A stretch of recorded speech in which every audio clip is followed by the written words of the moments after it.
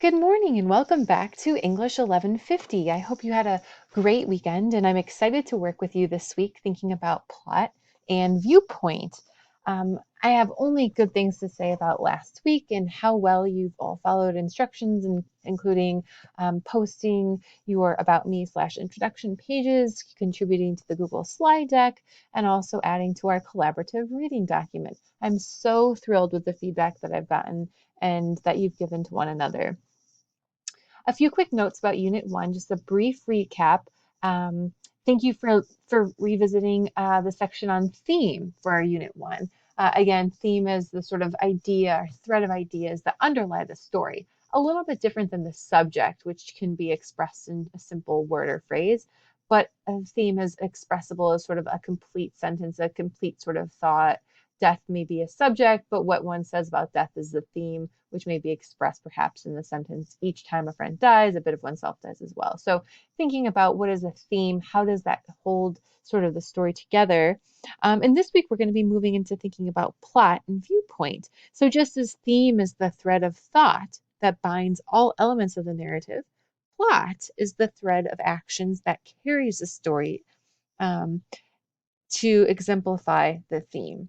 So we're going to be moving on from theme, continuing to think about theme, of course, in our short stories, but more particularly this week, we're going to be thinking about plot and viewpoint.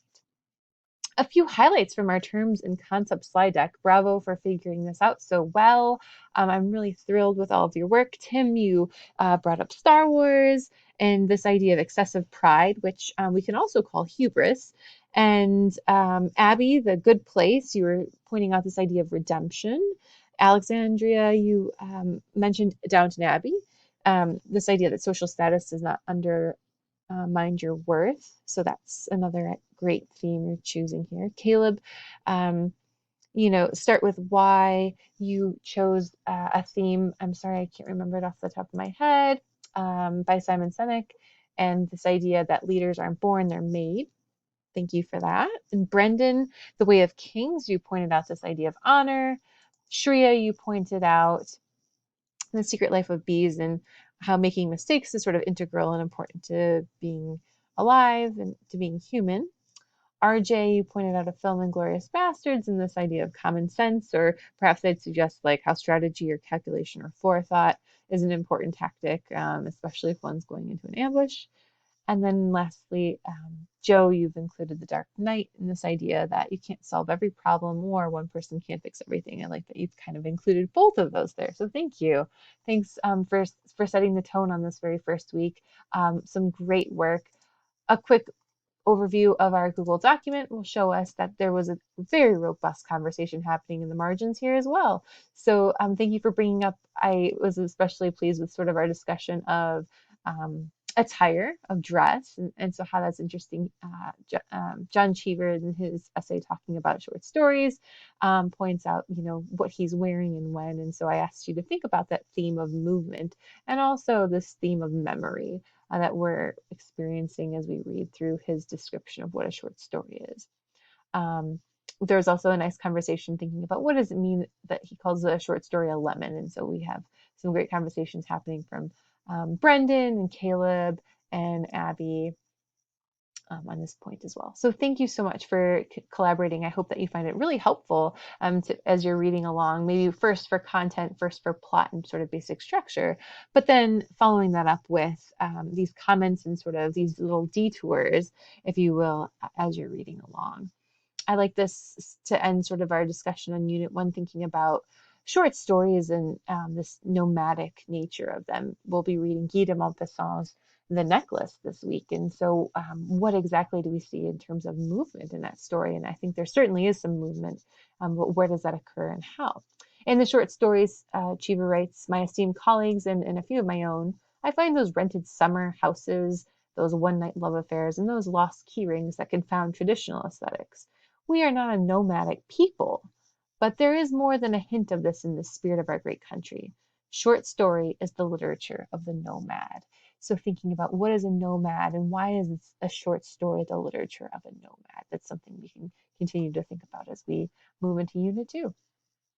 I've added for you, for anyone who found John Cheever's writing exciting, link to a short story that he's written, also turned film, called The Swimmer. So if you're excited or interested in reading any more by John Cheever, this is a recommendation here and back in Unit 1 under the Reading Collaboratively unit.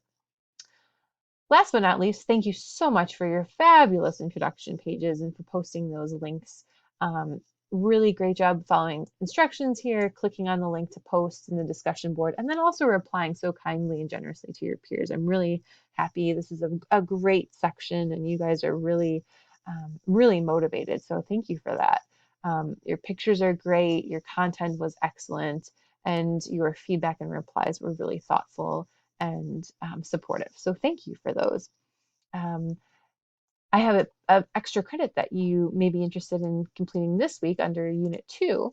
It's sort of the last item in the list. But if you go back through everyone's introduction pages and do use like the snipping tool on your computer or some other way to grab an image off of someone's website, I'm asking that you put together a course banner, which will kind of be visible at the top of our sort of English 1150 Blackboard site. And it'll have, for extra credit, take a picture, snip a picture from each person's website, include their name, and I'll sort of include that in sort of a banner format. So tall rather than, or I'm sorry, long rather than tall. And I can add that onto our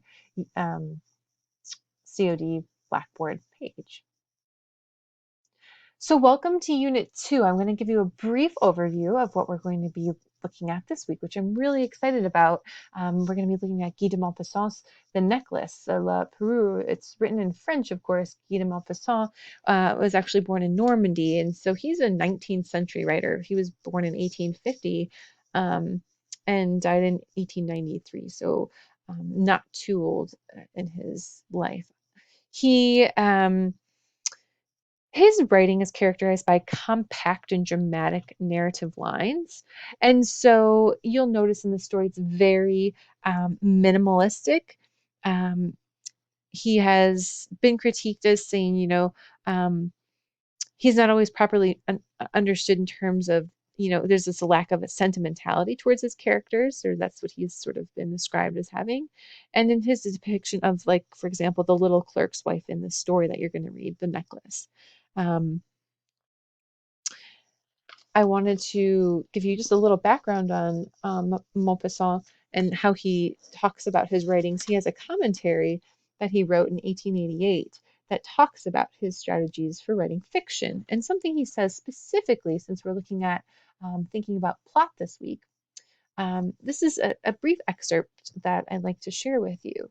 Um, he says, instead of fabricating an adventure and spinning it out in a way that keeps it interesting until the end, the writer will pick up characters at certain points in their existence and carry them by natural transitions to the following period. So thinking about short stories and the nomadic nature of them.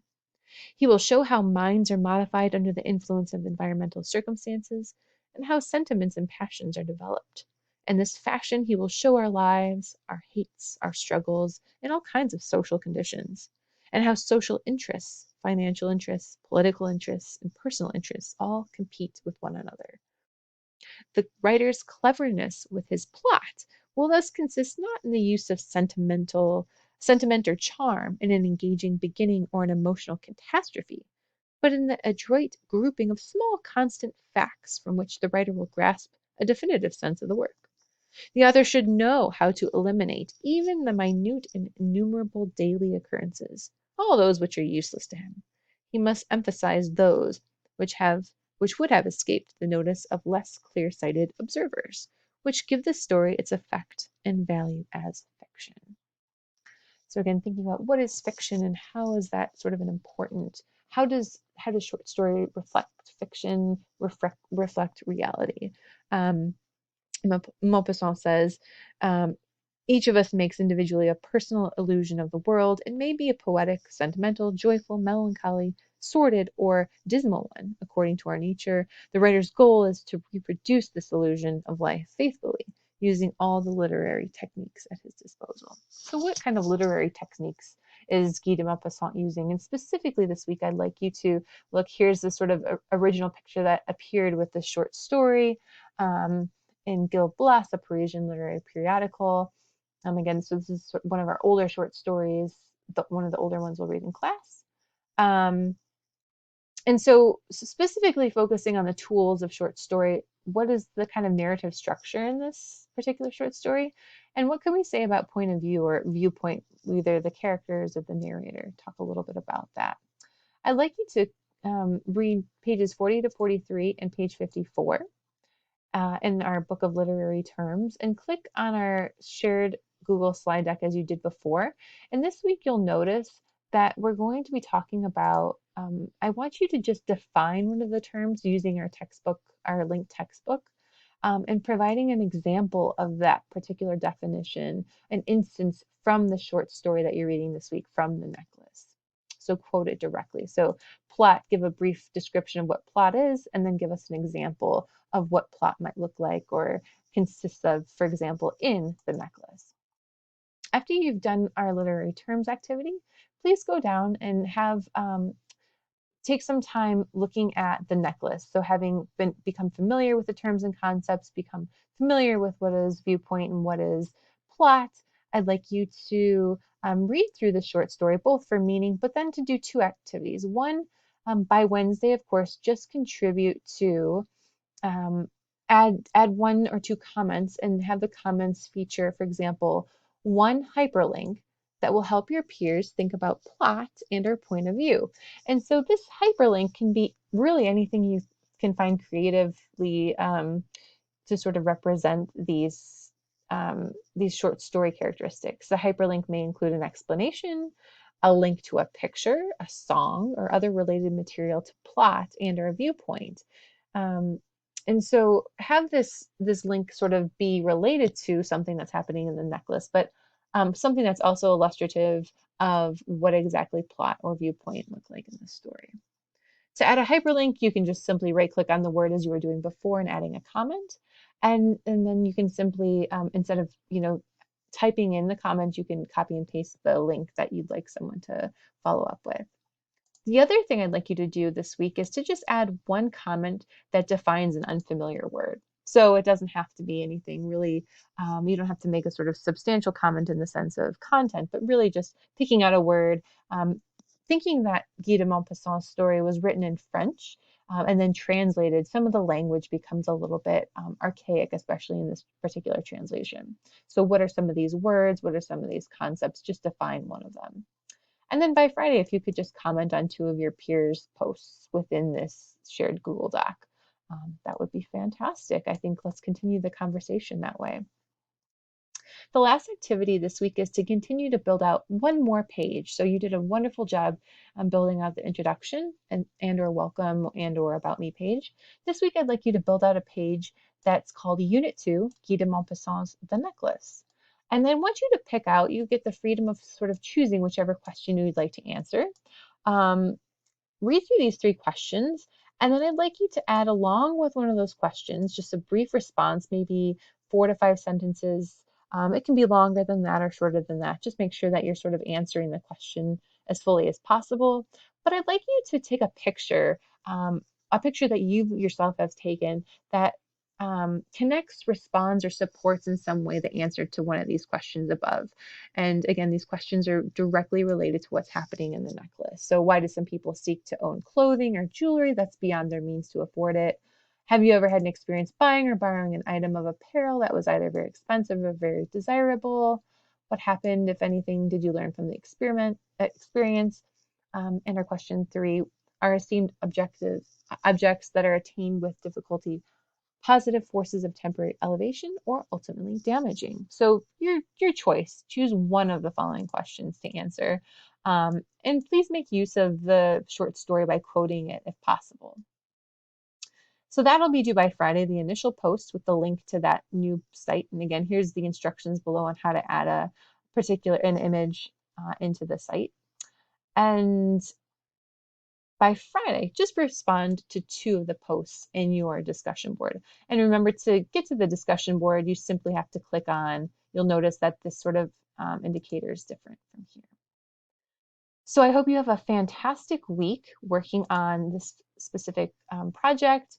By the end of the week, if you could please fill out this early term student feedback, I'd be really happy to learn